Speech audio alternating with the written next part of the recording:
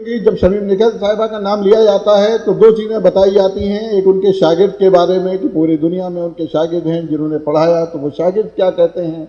کچھ ان کے دوست ہیں جو کلاس فیلو رہے ان کے ساتھ پڑھا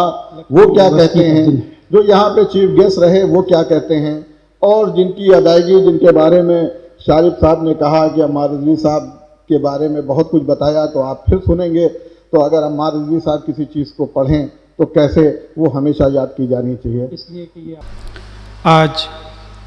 لکھنؤ یونیورسٹی کا دن ہے، اس لیے کہ یہ ایوارڈ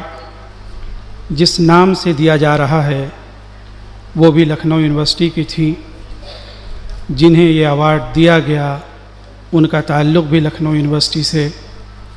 اور اس ایوارڈ کے کرتا دھرتا پروفیسر شارف بردولوی صاحب بھی اسی یونیورسٹی کے تابندہ ستارے ہیں۔ مگر ان ستاروں سے ٹوٹ کر جو پھلجھڑیاں اور اس میں سے جو چھوٹے چھوٹے ستارے بنتے ہیں اور ان ستاروں میں سے جو ذرات نکلتے ہیں، وہی ایک چھوٹا سا ذرہ حقیر پر تقصیر محمد ظفر الدین آپ کے سامنے کھڑا ہے۔ شاید اگر میں 1 منٹ خاموش رہوں تو یادوں کی دنیا اور یادوں کی بساط ایسی پھیل جائے کہ جس پر غم، افسوس،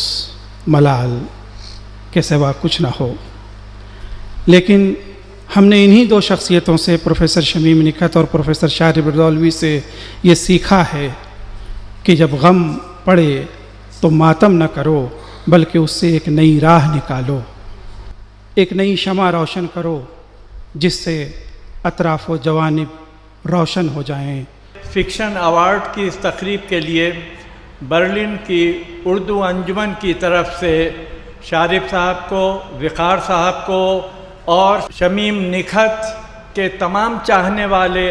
اور قدردانوں کو اپنی طرف سے اور اردو انجمن برلن کی طرف سے مبارکباد پیش کرنا چاہوں گا۔ شمیم نکھت اور شارف بردولوی میرے بہت پرانے دوست ہیں۔ شمیم میرے ساتھ لکھنؤ یونیورسٹی میں تھیں، ہم لوگ ایک ہی کلاس میں تھے، اور میں نے دیکھا ہے کہ وہ کس طریقے سے اردو کے لیے کوئی بھی سرگرمی ہوتی تھی، کوئی بھی تحریک ہوتی تھی، اس کا ہمیشہ وہ مدد کرتی تھیں اس میں۔ شمیم نکھت کا مجھے پہلی بار جب میں دلی کے ایک ہفتے وار عوامی دور میں کام کر رہا تھا تو افسانہ مٹر پلاؤ ملا تھا، اور اسے ہم نے بہت ہی احترام کے ساتھ شائع کیا تھا۔ شمیم نکھت کا نہایت ہی خوبصورت افسانہ ہے مٹر پلاؤ۔ وہ جب بھی شارف ٹیلی فون پر، یہاں بھی ان سے ملاقات کے موقع پر بھی، اور جب بھی ان کے بارے میں بات ہوتی تھی، میں یہی کہتا تھا کہ شمیم سے کہو مٹر پلاؤ اور کھلاتی رہیں، مٹر پلاؤ اور لکھیں، ایسے ہی اور افسانے لکھیں تو ان کی صحت اور بھی بہتر ہو جائے گی۔ مجھے جس نے متاثر کیا ہے وہ نہ صرف ان کی زندہ دلی تھی، نہ صرف ادب پر ان کی معلومات اور ادب پر ان کی تحقیق تھی، بلکہ انہوں نے غیر ملکیوں کے لیے بھی اردو پڑھانے کے لیے ایک کتاب لکھی تھی، وہ بھی ایک بہت بڑا کارنامہ ہے۔ شمیم نکھت نے اپنی پوری زندگی شارف کے ساتھ مل کر بچوں کو تعلیم دلانے کے لیے اور شمع گھر گھر میں، خاص طور سے غریب بچوں کے لیے اور غریب گھرانوں میں علم کی شمع جلانے کا کام کیا۔ پوری دنیا میں ان کے ششیہ ہیں اور انہوں نے اردو کو پوری دنیا میں پھیلایا ہے۔ ایسا کام کرنے والے کے نام پر جب کوئی ایوارڈ ہوتا ہے تو اس کا جو مہتو ہے وہ اور بڑھ جاتا ہے کہ یہ جو کام انہوں نے پرارمبھ کیا ہے وہ اسی پرکار سے آگے بڑھتا جائے، اور یہ کام کرتے سمے بھی کئی پرکار ہوتے ہیں، کئی طریقے سے آدمی سمے بتاتا رہتا ہے، آگے بڑھتا رہتا ہے، لیکن ایسے سمے پر شکشا جگت کے لیے کام کرنے کا جو انہوں نے پرارمبھ کیا وہ اپنے آپ میں अभिनंदनीय है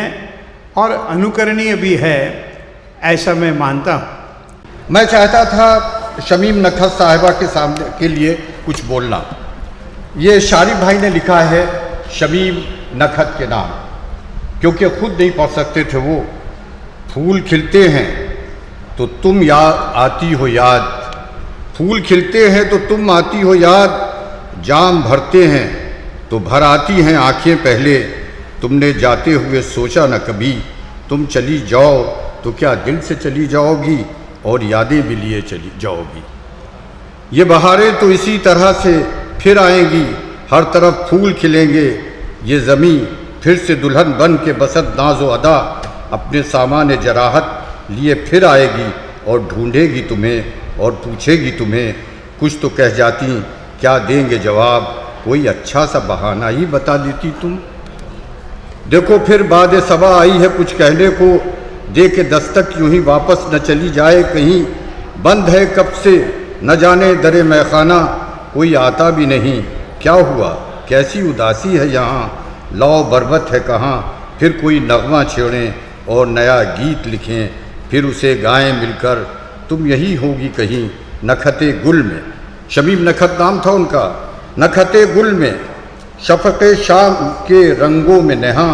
ढूंढ कर लाएं तुम्हें, और फिर आज की शाम फिर से पैमाने भरें आँख के और एक जश्न मनाएं मिलकर।